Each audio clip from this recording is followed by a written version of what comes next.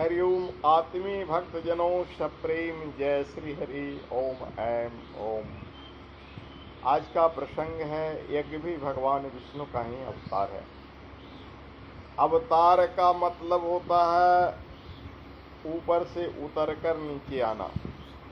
कहीं कहीं अवतार का ग्रंथ अर्थ होता है कि स्वर्ग से धरती पर आना, वैकुंठ से धरती पर आना, जैसे राम कृष्ण आए। लेकिन हरि अनंत हरि कथा अनंता, गावहि सुनहि बहुविधि श्रुति समता के अनुसार हरि अनंत है, उनकी कथाएं अनंत हैं। तो जग भी उन्हीं का रूप है। शास्त्रों में जगो व विष्णु कहा गया है, जग ही विष्णु स्वरूप है। तो इसलिए हम कह सकते हैं कि जग भगवान विष्णु का अवतार है।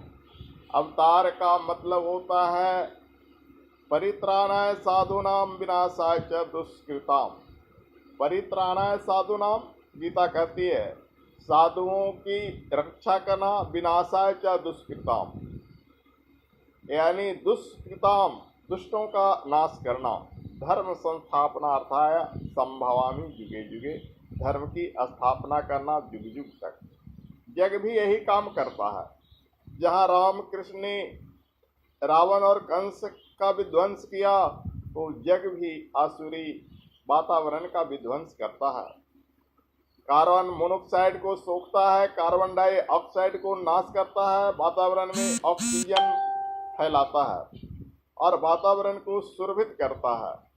तो इस तरह से विषैली गैस, विषैली धुआं को नष्ट करके एक सुगंधित धुआं बिखेरते हुए वातावरण का परिशोधन करना भी विनाशाय च दुष्कृताम ही हुआ और परित्राणाय च साधु नाम हुआ। साधु सज्जनों को रक्षा करना।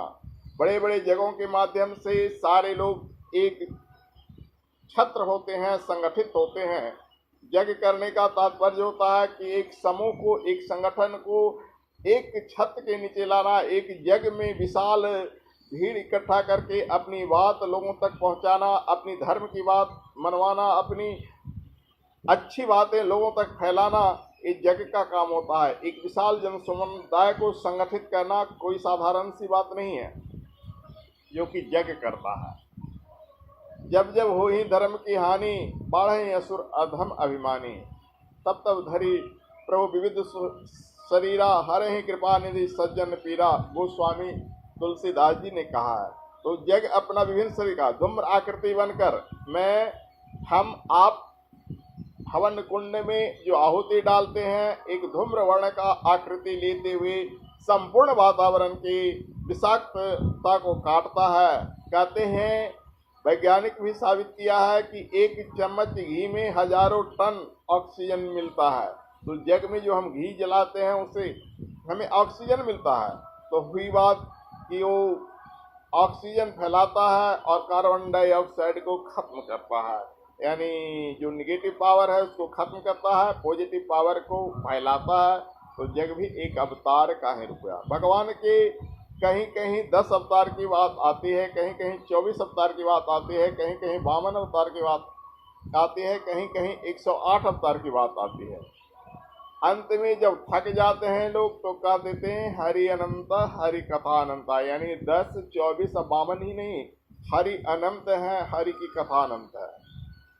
भगवान के 24 अवतार, 10 अवतार में शायद शंकराचार्य का नाम नहीं है, गोरखनाथ का नाम नहीं है, लेकिन गोरखनाथ को भी शंकर भगवान कहा गया है, शंकराचार्य को भी शंकर भगवान कहा गया है। इसी तरह से चैतन्य महाप्रभु आदि वैष्णवों को विष्णु का स्वरूप माना गया है। तो भगवान कब किस रूप में आ जाए ये कहना मुश्किल होगा। सजीव भी हैं, निर्जीव भी हैं। जब द्रौपदी की लाज जा रही थी तो भगवान द्रौपदी की लाज बचाने के लिए कहाँ मानव रूप में आया?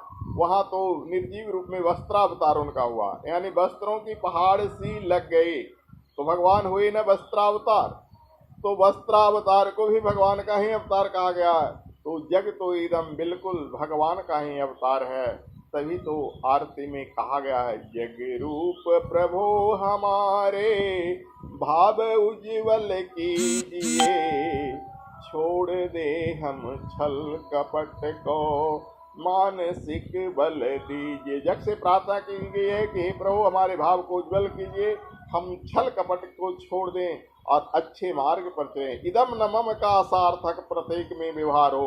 जग में आहुति देते हुए मंत्र के साथ हम कहते हैं इदम नमम स्वाहा। इदम नमम, यह मेरा नहीं, यह मेरा नहीं तो किसका है? प्रभु का है।